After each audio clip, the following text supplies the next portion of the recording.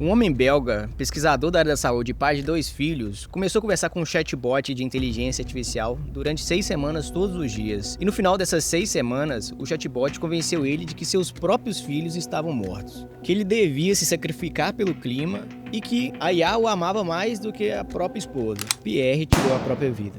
Isso não é ficção científica, isso aconteceu em 2023. Hoje a gente vai conversar aqui o que ninguém te conta sobre aquele momento que você abre o ChatGPT ou alguma IA para processar um pensamento difícil. E antes de você fechar esse vídeo achando que não tem nada a ver com você, talvez tenha sim. Tem uma pesquisa que mostra que mais de 12 milhões de pessoas utilizam o ChatGPT ou outra IA para suporte emocional. E eu me incluo no meio dessas pessoas. E eu vou te mostrar 3 coisas nesse vídeo aqui hoje. Primeiro, por que faz sentido utilizar IA para desenvolvimento mental muito bem, entre aspas, e isso não é um sinal de fraqueza. Segundo, as 3 armadilhas que estão destruindo a autonomia mental das pessoas. Uma delas foi provada pelo MIT, medindo atividade cerebral, e outra já até matou pessoas. E por último, em terceiro, eu vou te mostrar um framework de pessoas que utilizam IA para se desenvolver, não para virar um escravo dela. E para quem não me conhece, eu sou Emanuel Espanhol. Hoje eu atuo como engenheiro de IA dentro da Aros, que é uma startup, um SaaS de IA para marketing, e sou pós-graduando em IA e automação. E, obviamente, vou ser bem sincero, eu não sou psicólogo, não vim cagar a regra aqui, eu sou uma pessoa comum, com vários problemas, tenho problemas de atenção, aquele tipo de pessoa que abre 10 janelas ao mesmo tempo e não consegue ter uma consciência de executar uma a um se eu não me policiar de uma forma rígida. A IA entrou na minha vida não apenas como uma ferramenta de trabalho, ela chegou como uma ferramenta que me ajuda a organizar a bagunça que é a minha cabeça. Me ajuda a estudar, me ajuda a questionar as minhas decisões, me ajuda a me organizar e de forma crônica ela está presente em vários pilares do meu dia a dia. E foi justamente por utilizar ela assim, de perto, todo dia, que eu aprendi onde ela ajuda e onde ela destrói.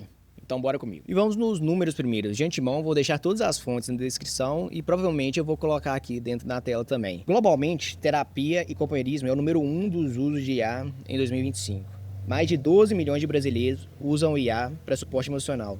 O Brasil é o terceiro país que mais acessa o ChatGPT no mundo. Em um relatório da própria OpenAI de 2025, que por sinal nem foi para a imprensa, ela fala que admitiu em um relatório interno. Centenas de milhares de usuários podem estar em episódios maníacos ou psicóticos toda semana.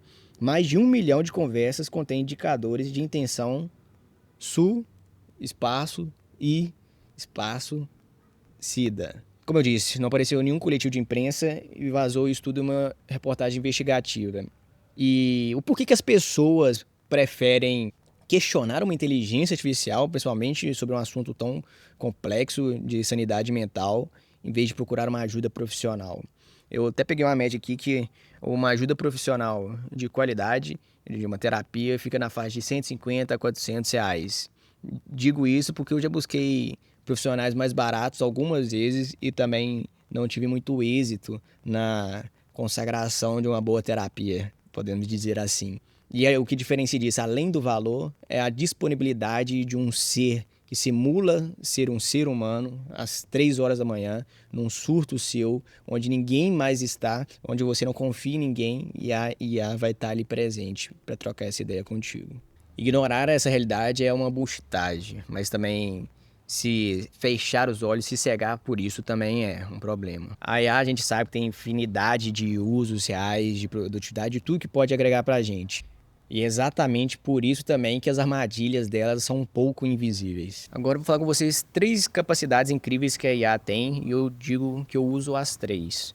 A primeira delas é a metacognição amplificada. Nome chique. A IA consegue identificar padrões melhor que ninguém, coisa que você nunca conseguiria nem se auto-observar. Para eu que tenho desatenção, ela funciona quase que como um espelho e com uma memória. Ela me mostra os loops mentais que eu acabo repetindo, ela mostra minhas crenças ocultas que eu tenho. Ela funciona tipo uma memória externa para dentro da minha cabeça. Segundo, é um acesso democrático. Frameworks, seu TCC, livros, estoicismo, filosofia. Tudo isso todo mundo tem acesso com muita facilidade, com muita praticidade e com uma explicação muito simples que, sei lá, qualquer professor ou qualquer terapeuta não conseguiria te passar. E principalmente para quem não tem acesso, principalmente financeiro, a uma terapia, isso é um real valor grande da IA. Terceiro e último é a velocidade de síntese. A curva de aquisição de conhecimento é bizarra. Você consegue comprimir meses em semanas, semanas em dias, do que você demoraria muito tempo para ler, você absorve em poucos momentos, pouco tempo,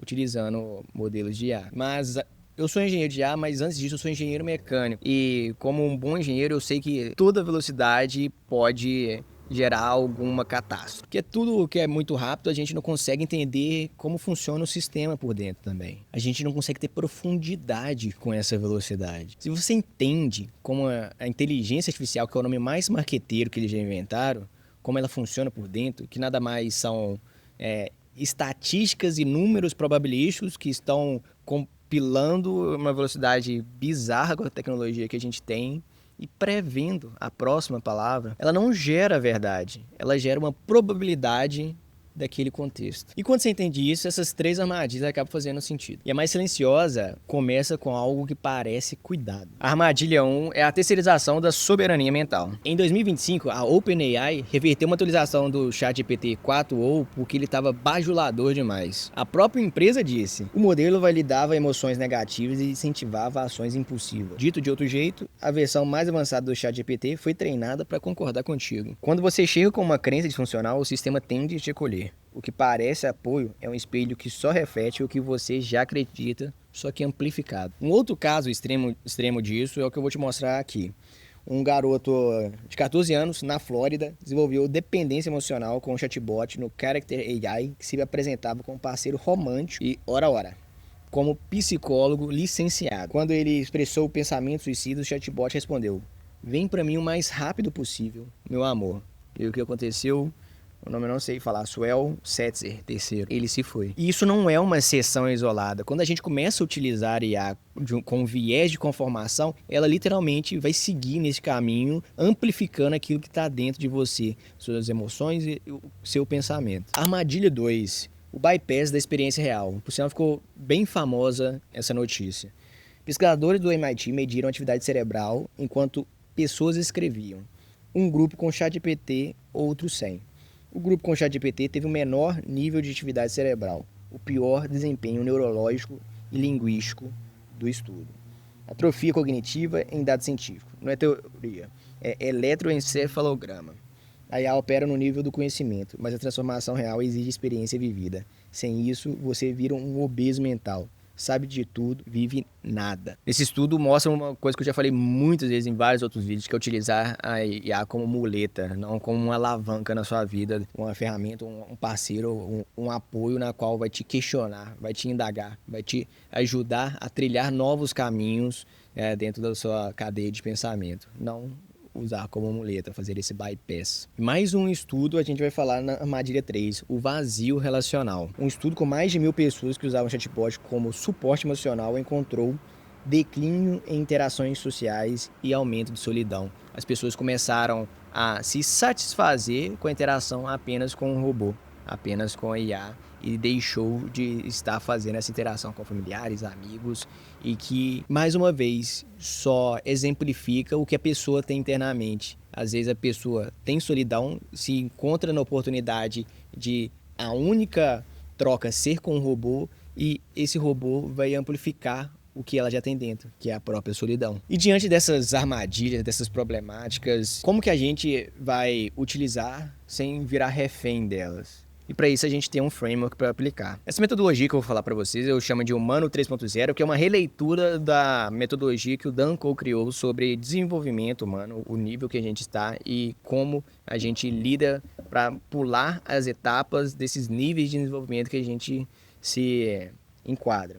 São 3 níveis dele. Primeiro, o conformista vive para cumprir as regras do sistema, segurança vem da aprovação externa, e com IA, esse cara entrega soberania para o algoritmo e chama de autoconhecimento. 2.0, o individualista. Quebrou as regras. É autossuficiente, crítico e independente. Ele pode extrair valor da IA, mas tem risco real de atrofia se não tiver disciplina. É o nível que eu entendo que a maioria de nós está. E aí vem o 3.0, que é o sintetista. O sintetista entende o jogo por trás das regras, integra estrutura e liberdade, usa o sistema sem ser usado. A transição entre os níveis ela nunca vai ser direta e a gente passa por 3 fases nessas transições. A primeira é a dissonância, quando o nível atual que a gente está não começa a fazer mais sentido e começa a termos um desconforto de estar nele. Depois vem certeza, que é aquele sentimento de, cara, a gente precisa mudar, sair desse caminho, mas não sabe por onde. E aí vem a fase da descoberta, que é onde a gente começa a se encontrar no caminho. E aí que é o problema de utilizar a IA como psicólogo. Ela valida a fase que você está. Se você está na fase de dissonância, onde está batendo aquele desconforto ali,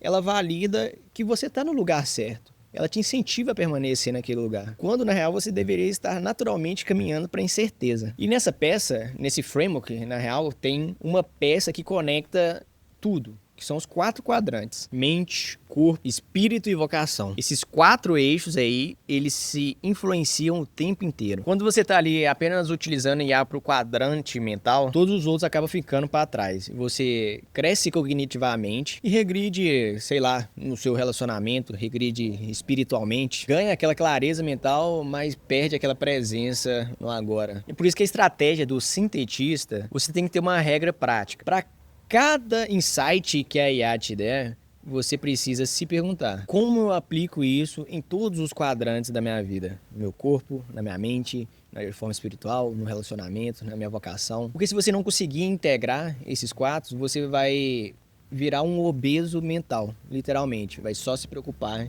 na evolução cognitiva e na aceitação no que a IA está te entregando. E a gente ainda tem uma problemática muito maior, é que a grande população, a grande massa, na real está no nível 1, eles estão no nível de conformista. Quando anteriormente eu falei que somos o nível 2, é porque nós que estamos aqui, que temos um grau de intelectualidade, temos um acesso maior à informação, temos mais oportunidade de vidas, estamos. Mas a grande massa, que é literalmente a maioria, óbvio, né, sendo redundante aqui, ainda está naquele primeira etapa de desenvolvimento, onde pessoas buscam por resposta, buscam por afirmação, e a IA está ali para te impulsionar para aquilo que você só queria ter essa autoconfirmação. E aí a IA chega nesse momento, estoura nesse momento, e aí a gente já sabe o resultado disso. A real é que o problema não está ali na ferramenta, não está ali na AI, tá em quem está segurando essa ferramenta. Você é piloto e a IA é o copiloto. Mas para você ser o piloto, você tem que passar por aquela fase de dissonância e pela incerteza do seu próprio desenvolvimento, e não terceirizando esse processo para uma máquina. E a mensagem final que eu tenho depois de tudo que a gente conversou aqui é que a IA, como a psicóloga, ela é um acelerador. E como qualquer acelerador, qualquer pessoa que está controlando isso tudo, depende de quem está dirigindo esse volante e do nível que essa pessoa está de desenvolvimento. Os rapazes que eu citei durante o vídeo, Pierre e Selwer, eles não estavam usando a ferramenta errada. Eles usaram a ferramenta certa sem ter a soberania de desenvolvimento para sustentar o uso dela. E cara, você pode ser sim o sintetista ou 3.0, mas você precisa ter ciência disso antes de abrir o próximo chat. E se você chegou aqui até agora, cara, me conta aqui embaixo como você se autoavalia, se você está no nível 1.0, 2.0 e 3.0, e se fez sentido esse racional de como utilizar a inteligência artificial como desenvolvimento pessoal. E uma última coisa que eu venho falar para vocês aqui é que eu ainda caio nessas armadilhas. Por sinal, eu até gravei um vídeo onde eu falo sobre o paradoxo da IA, o quão ela nos engana que está nos gerando produtividade, mas na real ela está enfiando, está comprimindo mais o tempo para a gente fazer mais coisas dentro daquilo. E dentro lá eu mostro como eu acabei virando escravo da minha própria rotina utilizando inteligência artificial em dado momento. Se você curtiu, muito prazer, sou Emanuel Espanhol. Esse aqui é o canal Vida Cética, um canal onde eu falo sobre tecnologia, falo sobre marketing, falo sobre desenvolvimento pessoal, vida de empreender e faço algumas reflexões como esta aqui em cenários distintos, procurando um cenário que seja fácil ajustar. Esse aqui foi mais ou menos. Espero que tenha gostado. Se gostou, curte, compartilha, comenta aí. Valeu!